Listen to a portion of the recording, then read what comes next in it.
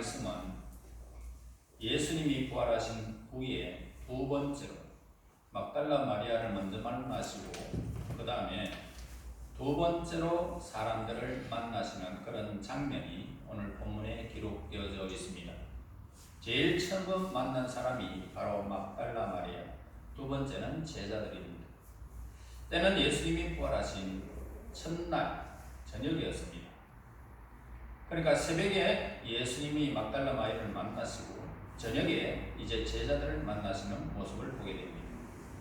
제자들은 유대인들이 두려워서 모든 문을 다 꽉 닫아버렸습니다. 그리고 그 집 안에 숨어 있었습니다. 아마 예수님의 시신이 사라졌다는 이야기를 듣고 더 큰 두려움이 떨고 있었지 않나라고 생각되어집니다. 예수님의 시신을 유기했다는 그 제목으로 자신들이 처형될 수 있다라고 생각했기 때문이었습니다. 바로 그때 예수님이 제자들을 찾아오셔서 부활의 몸을 보여주시고는 그들을 향하여 이렇게 말씀하셨습니다. 아버지께서 나를 보내신 것 같이 나도 너희를 세상에 보내노라, 이 말입니다. 여러분, 이는 예수님이 제자들을 부활의 증인으로 파송하겠다는 그런 말씀의 메시지를 보게 됩니다. 맨 처음 막달라 마리아에게도 부활의 증언해 주셨습니다. 그리고 이제는 또 제자들로 하여금 부활의 증인으로 설 것을 촉구하고 있습니다. 제가 보기에 가장 비효율적인 방식으로 예수님의 부활의 사건을 다루고 있다는 생각마저 들게 되어집니다. 여러분, 죽었다가 살아났다면 이 세상에, 거기에 지금 예루살렘에 어마어마한 사람들이 있는데 모든 사람들에게 다 보이시면 얼마나 좋을까요? 바로 빌라도에게 먼저 보이고 안나스에게 보이고 가야바에게 보이면서 위대한 정치가의 그들을 만났더라면 그들이 굴복하고 얼마나 많은 사람이 확산되어졌겠느냐는 예수님의 부활 사건. 그런데 예수님은 그렇게 하지 않으셨습니다. 사실 천군과 천사를 동원해서 예수님을 죽음으로 몰아넣는 자들을 처참히 살해할 수도 있었습니다. 마치 출애굽 때 장자들이 하루아침에 죽어나갔던 것처럼 엄청난 재앙과 함께 예수님의 부활 사건을 복수극처럼 그렇게 할 수도 있었습니다. 그런데 예수님은 전혀 그렇게 하지 않았습니다. 왜 그랬을까요? 왜 예수님은 그 위대한 부활의 증거를 막달라 마리아처럼 연약한 여인에게 더욱 보잘것없는 어부와 세리와 같은 그런 제자들에게 부활의 증거를 맡기셨을까라고 하는 의문점이 남게 됩니다. 자, 이 사실 이 질문을 해결하기 어려운 것 같지만은 의외로 간단한 답을 우리는 얻을 수가 있습니다. 한번 생각해 보세요. 부활하신 예수님이 천군과 천사를 동원해서 모든 일을 다 버려버리고 죽이고 악한 세력을 괴멸시켰다면 과연 어떤 일이 벌어졌을까요? 그렇게 되면 예수님은 부활과 동시에 심판을 이루시는 분이에요. 그러니까 예수님을 믿지 않는 모든 사람들이 하루아침에 저주 아래 놓인다는 것입니다. 다시 말해서 이렇게 되어졌다면 저와 여러분들도 심판을 면할 수가 없었던 것을 우리는 알 수가 있습니다. 당시 많은 사람들이 예수님을 믿지 않았어요. 제자들과 그 이외에는 몇 명이 그냥 몇 명뿐이었습니다. 예수님이 누구신지도 제대로 알지 못한 상황이었습니다. 그들 모두가 심판의 자리에 오를 수밖에 없었던 것입니다.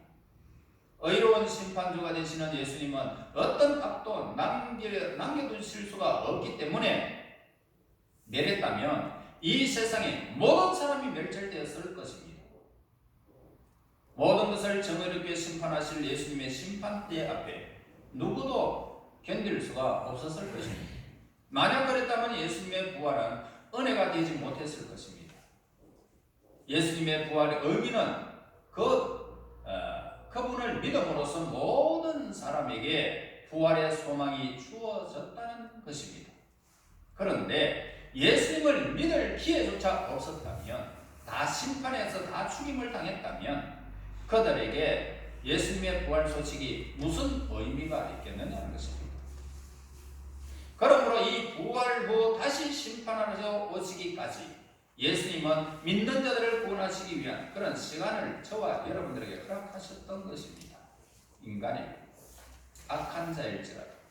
물론 예수님의 부활로 사망 권세는 무너졌고 사탄의 힘은 무력화되어졌습니다. 그러나 심판을 드러나게 행하지 않으신 이유는 예수 믿는 자들을 한 명이라는 하나님의 뜻 안에서 부름받고 선택된 백성들이 구원받기 위해서 하나님의 자비 때문에 저와 여러분들에게 이렇게 구원의 은혜를 덧입게 하기 위해서 예수님은 심판하지 않았다는 것입니다. 그러기에 예수님은 이렇게 말씀하셨습니다. 사람이 내 말을 듣고 지키지 아니할지라도 내가 그를 심판하지 아니하노라. 내가 온 것은 세상을 심판하려 함이 아니요 세상을 구원하려 함이로다. 나를 저버리고 내 말을 받지 아니하는 자를 심판할 리가 있으니 곧 내가 한 그 말이 마지막 날에 그를 심판하리라. 자, 예수님이 이 땅에 오신 궁극적인 목적은 심판이 아니라는 것입니다. 그래서 예수님이 죽으시고 부활하신 근본적인 목적과 계획은 심판이 아니라 구원이었다라는 것을 우리에게 말씀해 주고 있습니다. 47절에서 48절.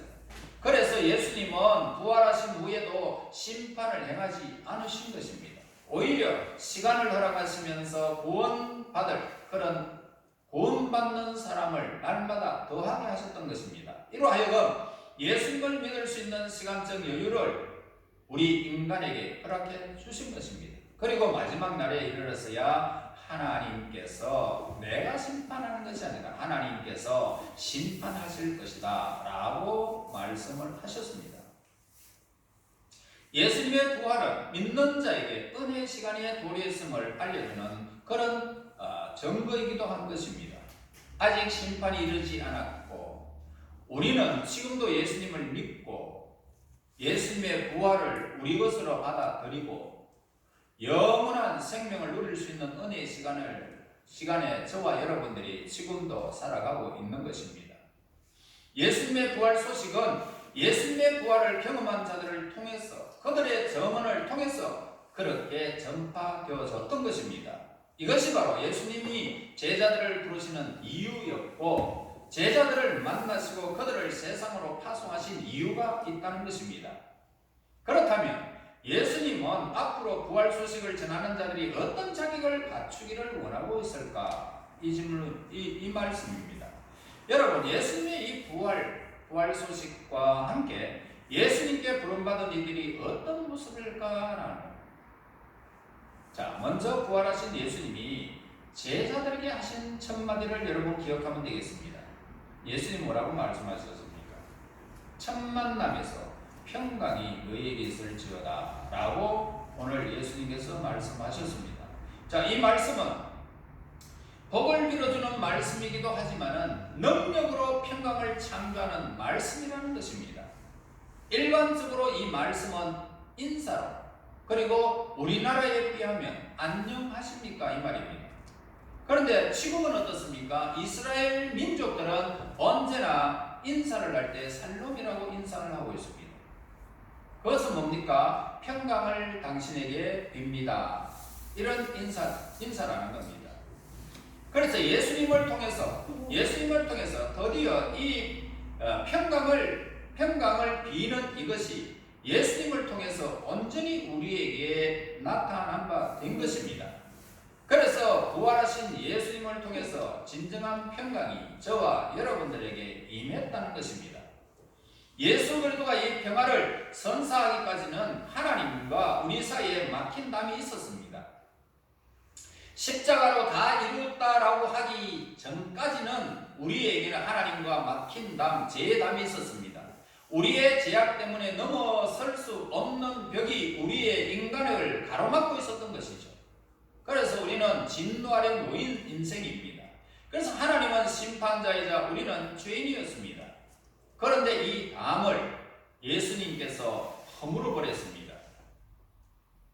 예수님이 우리의 모든 죄를 짊어지시고 십자가 위에서 죽으시고 사흘 만에 다시 살아나심으로써 하나님과 우리 사이가 막힌 담이 완전히 무너진 것입니다. 그래서 오늘 우리가 하나님과 우리 사이가 화목 관계가 된 것입니다. 다시 말해서 부자 관계가 회복된 것입니다. 이렇게 예수님이 이루어 놓으신 이 평강을 우리에게 나누어 주신 것입니다. 자, 우리 예수님은 부활하신 후에 말씀하셨죠. 평강이 있을지어다. 나의 평강을 너희에게 주노라. 예수님의 부활 사건은 거창한 일이 결코 아닙니다. 우리가 예수님의 부활을 믿는 것도 거창한 일은 아닙니다. 예수 그리스도의 부활을 믿는다는 것은 예수님의 부활로 인해서 우리에게 주어진 하나님과 우리 사이의 화평을 받아들이는 것이 오늘 우리가 할 의무인 것입니다. 하나님이 허락하신 평강을 누리는 것입니다. 은혜로 받는 것입니다. 이것이 예수님의 부활 사건이 우리에게 허락하신 유익이요 엄청인 것입니다. 우리가 그것을 받아들이기만 하는 거예요. 받아들이는 거예요. 얼마나 쉽습니까? 거창한 일이 아닙니다. 요한복음 14장 27절에 평안을 너희에게 끼치노니 곧 나의 평안을 너희에게 주노라. 내가 너희에게 주는 것은 세상이 주는 것 같지 아니하리라. 너희는 마음에 근심하지도 말고 두려워하지도 말라. 배신과 폭력과 조롱과 능욕을 당하면서 십자가에 달려 죽으신 예수님이 다시 살아나셨습니다. 놀랍게도 그분이 살아나셨습니다. 그때에 그분 안에서 분노와 원망이 전혀 없었습니다. 예수님은 부활하시자마자 평안을 너희에게 주노라. 나의 평안을 너희에게 허락하노라 라고 이 말씀만 우리에게 하셨습니다. 얼마나 놀라운 은혜입니까? 얼마든지 분노가 쌓여 있을 수 있습니다. 원망과 비애에 사로잡힐 수도 있습니다. 그러나 예수님께서 평안만 우리에게 주신 것입니다. 그리고 그 평안마저 우리에게 나눠주시겠다 라고 선언하고 있습니다. 그러므로 부활을 믿는다는 것은 뭡니까? 예수님의 평안이 나의 평안으로 받아들이는 것, 이것이 부활을 믿는 증거인 것입니다. 그렇다면 우리는 험악한 세상에서 나의 삶이 송두리째 무너지는 일이 있어도 우리에게 예수님이 있다면 평안이 있다는 것입니다. 수많은 일들이 여러분들에게 무슨 일을 만나도 육체가 이 땅 위에서 아무리 괴롭힘을 당해도 영원히 괴롭힘을 당치 않습니다. 그러기에 우리의 시간은 잠깐이요 보이지 않는 영원한 세계는 어마어마한 세계이기 때문에 예수님을 만난 자는 소망을 잃지 않고요. 예수님을 만난 자는 이 세상에 무슨 일을 당해도요 거기에 주눅되지 않는 거예요. 그 다음에 예수님은 제자들을 향해서 숨을 내쉬면서 무슨 말씀을 하셨습니까? 성령을 받아라 라고 말씀하셨어요. 성령을 받아라. 마치 첫 아담을 만드실 때에 생기를 불어넣어 주셨듯이 예수님은 큰 호흡을 하시면서 제자들에게 성령을 받아라 라고 허락하셨습니다. 이 부활하신 예수님으로 인해서 우리에게 주어진 놀라운 축복은 바로 성령 하나님이 우리에게 임재하신 것입니다. 이전에 예수님은 약속하셨죠. 요한복음 16장 7절에서요. 내가 너희에게 실상을 말하니 내가 떠나가는 것이 너희에게 유익이라. 내가 떠나가지 아니하면 보혜사가 너희에게 오지 아니할 것이요 가면 내가 그를 보혜사 성령을 너희에게 보내리니 라고 하셨습니다. 그러니까 예수님께서 약속하신 보혜사 곧 성령을 가리키고 있는데 이제 예수 그리스도의 부활과 함께 성령의 시대가 도래한 것입니다. 그러므로 예수님은 다시 또 말씀하시면서 요한복음 14장 26절에 보혜사 곧 아버지께서 하나님께서 내 이름으로 보내실 성령과 너희에게 모든 것을 가르치시고 내가 너희에게 말한 것을 모든 것을 생각나게 하시리라. 예수님은 제자들에게 성령을 받으라고 말씀하셨습니다. 즉 예수님의 부활 사건은 성령을 허락하시는 예수님의 성령을 허락하시는 그 사건과 연결점을 우리에게 가르쳐 주는 것입니다. 평강이 우리에게 있다는 이 사실과 예수 그리스도 안에서 성령이 우리에게 임재하시는 사실은 동일한 것입니다. 예수님의 부활이 우리에게 주는 유익은 성령이라는 것입니다. 우리는 지금 예수님이 부활하시고 난 다음에 그 다음에 열흘이 되는 날, 그러니까 오순절날입니다. 40일이 되었다면 예수님이 성천하는 날이고 그때부터 제자들은 모여서 열흘 동안 기도하고 있었습니다. 자, 50일을 보내고 있는 이 사건, 오순절날 부활을 축하하는 기간이었습니다. 그리고 예수님의 이 기쁨의 50일의 마지막 날에 성령께서 오순절에 임재하신 것입니다. 그래서 우리는 이 부활 절기를 보내면서 예수님께서 약속하신 성령을 저와 여러분이 기다리는 것입니다. 부활이 예수님께서 약속하신 성령이기 때문에 예수님이 약속하신 것이기 때문에 우리는 기다릴 뿐입니다. 마지막으로 부활하신 예수님께서 제자들에게 하시는 말씀이 또 있습니다. 그건 뭡니까? 요한복음 20장 23절에 말씀합니다. 너희가 누구의 죄든지 사하면 사하여질 것이요 누구의 죄든지 그대로 두면 그대로 있으리라. 부활하신 예수님은 평강과 성령을 허락하신 후에 저와 여러분들에게 용서해라 하셨습니다. 이 말씀은 이해도 해석도 쉽지 않은 내용입니다. 갑자기 왜 예수님께서 이런 평강과 성령의 역사를 하시면서 우리에게 요구하시는 것이 또 뭐냐? 용서해라. 그래서 어떤 이들은 이 말씀이 제자들이나 사도들에게만 주신 예수님의 사제권을 의미한다라고 풀이합니다마는 혹자는 세례를 주 모든 사람의 죄를 사하여 줘야 한다는 명령으로 이 말씀을 해석하기도 합니다. 그러나 오늘 이 본문의 이 말씀은요, 예수님이 부활하신 후에 하신 말씀이라는 데보다 더 큰 의미가 주어진 것입니다. 예수님이 그토록 고난을 받으시고 능력을 받으시고 배신을 당하셨는데 더욱 억울한 처형을 당하신 예수님이 부활 후에 하신 말씀이 용서라는 것입니다. 어떻게 이런 용서의 단어를 가질 수 있느냐는 것입니다. 도리어 원수 같고 싶을 그런 상황이 아니냐 이 말이죠.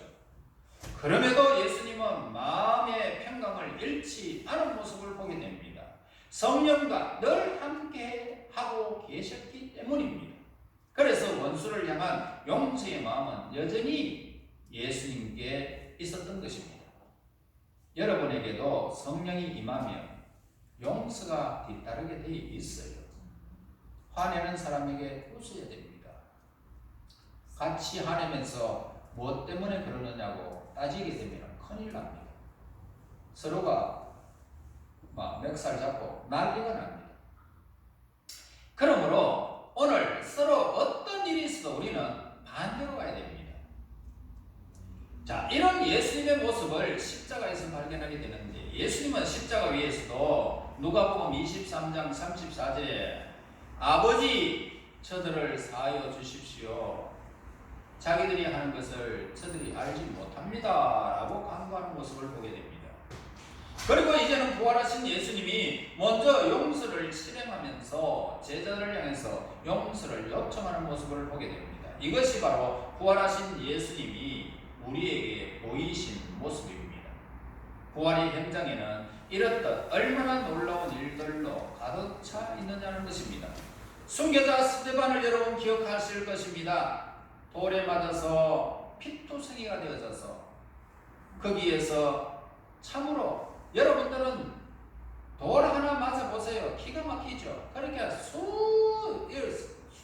어마어마한 사람들이 모여가지고 돌을 하나씩 들고 던졌다고 해보세요.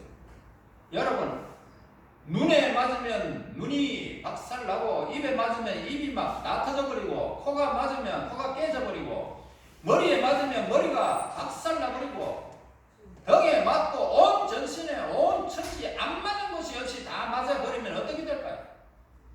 그런데도 스데반은 어떻게 했습니까? 주여, 이 죄를 저들에게 돌리지 마옵소서 라고 기도할 수 있었습니다.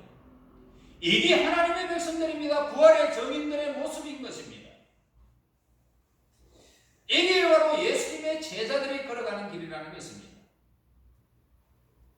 기독교는 이 세상이 누리지 못하는 평안이 있습니다.